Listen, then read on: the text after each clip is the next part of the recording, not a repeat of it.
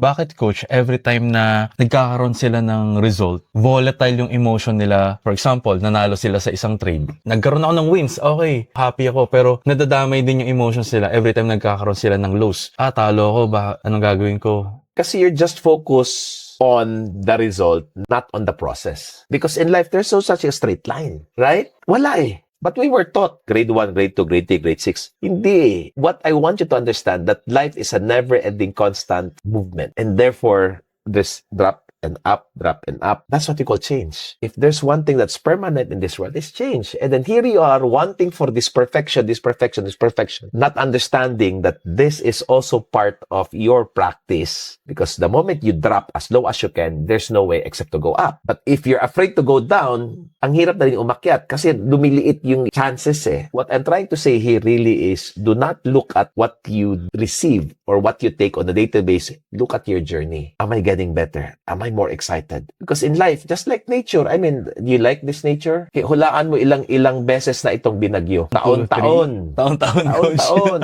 For years, for like centuries maybe. But they're still alive because they're not focusing on the wins. They're focusing on the true nature of life. That I don't judge this as bad. I don't judge this as good. I just judge this, it's just how it is. And therefore, I'm at peace pag bumagsak ako kasi hindi naman ako forever dyan eh. Pero pag bumagsak ako at nakafocus yung energy ko doon, ay tatagal ka talaga.